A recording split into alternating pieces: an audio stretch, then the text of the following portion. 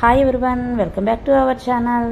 ఈరోజైతే మన కిచెన్లో చల్లచల్లని ఎంతో హెల్దీ మస్మిల్లా జ్యూస్ చేయబోతున్నానండి. ఇలా మనం చాలా ఈజీగా చేసుకోవచ్చు. ఒక కాయ జ్యూస్ చేశారంటే ఇంట్లో అందరికీ సరిపోతుంది. అలాగే ఎండాకాలం బయటికి వెళ్ళి వచ్చాక ఎండ దెబ్బ తగలకుండా ఉండాలంటే ఒక్క గ్లాసు తాగితే నీరసాన్ని తగ్గించి తక్షణ శక్తినిస్తుందండి. పిల్లలకు కూడా హాఫ్ డేస్ కాబట్టి ఎండన పడొస్తారు కాబట్టి ఇలా జ్యూస్ చేసి ఇచ్చారంటే వాళ్ళు తాగుతారు, చలవ చేస్తుంది వాళ్ళకి బాగా. ఇప్పుడు ఆ జ్యూస్ ఎలా చేసుకోవాలనేది మీకు చూపిస్తాను. ఇప్పుడు ఒక చిన్న గిన్నె తీసుకొని ఒక బౌల్ తీసుకొని అందులో ఒక స్పూను సబ్జాలు వేసి వాటర్ వేసి పక్కన పెట్టుకోండి.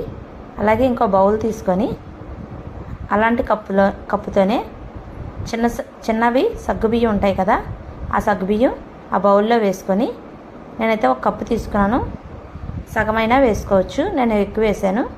పిల్లలకి ఇష్టంగా తింటారు సబ్జాలు సగ్గుబియ్యాలు, అందుకని ఇప్పుడైతే బాగా వాష్ చేసేయండి. వాటిని 2-3 సార్లు కడిగి అప్పుడు అదే బౌల్తో ఒక బౌలు వాటర్ వేసుకొని పక్కన ఉంచేద్దామండి. ఇప్పుడు కర్బూజా తీసుకొని ఇలా మధ్య కట్ చేసి దాని మధ్యలో సీడ్స్ ఉన్నాయి కదండి, అవి ఇలా తీసేయండి. తీసుకున్నాక ఆ గుజ్జు అంతా కూడా గరిటతోనే చక్కగా గుజ్జుని మనం తీసుకోవచ్చు. చెక్కు తీసుకొని ముక్కలు కట్ చేసుకునే పని లేకుండా ఈజీగా ఇలా గరిటతో మీరు గుజ్జు మొత్తం తీసేయండి. ఇలా చేసుకున్నారంటే 2 డేస్ అయినా ఫ్రిడ్జ్లో ఉంటుంది. ఇప్పుడు మొత్తం ఇలా తీసేయండి. తీసుకొని ఈ గుజ్జు అంతా ఒక మిక్సీ గిన్నెలో వేసుకొని ఇప్పుడు అందులో వేసాక ఇందులో అరకప్పు పంచదార వేయండి.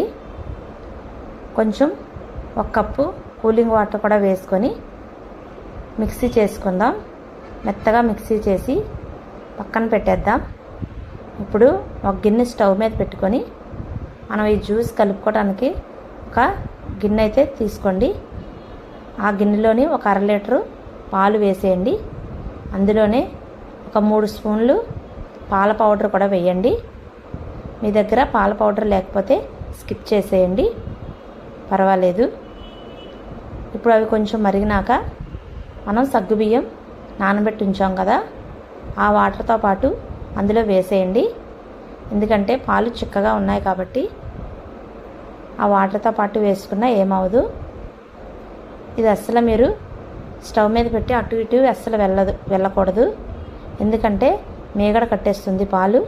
మీగడ కట్టకుండా పాలను అలా కలుపుతూనే ఉండాలి.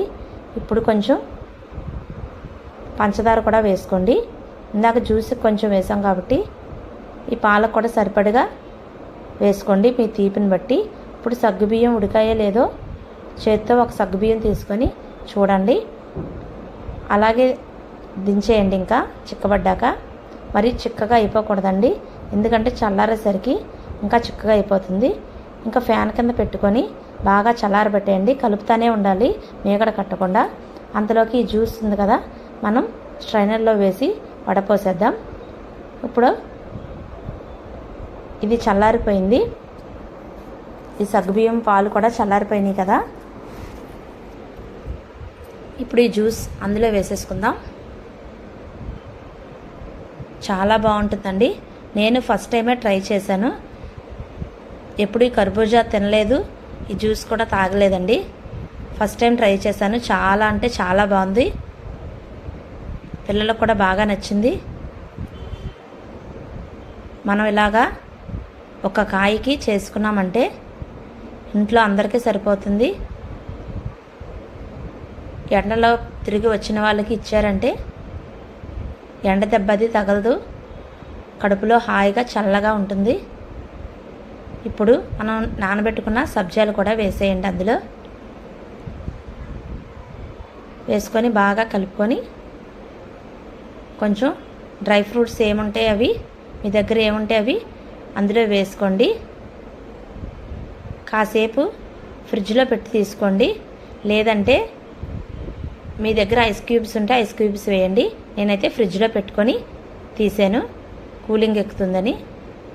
ఐస్ క్యూబ్స్ వేస్తే ఇంకా పలచగా అవుతుందని, ఈ చిక్కదనంగా ఉంటేనే బాగుంటుంది, అందుకని నేను ఫ్రిడ్జ్లో పెట్టేశాను. ఇప్పుడు డ్రై ఫ్రూట్స్ వేసుకున్నాక మనం గ్లాసులోకి సర్వ్ చేసుకుందాం. అంతేనండి. సబ్జాలు నానబెట్టుకొని సగ్గుబియ్యం ఉడకబెట్టుకుంటే పాలల్లో మిక్సీ చేసుకున్నామంటే కర్బూజాకాయని అయిపోతుంది జ్యూస్. ఇంటిల్లిపాది హాయిగా చల్లగా తాగొచ్చు. చలవ చేస్తుంది, ఎండ దెబ్బ అనేది తగలదు.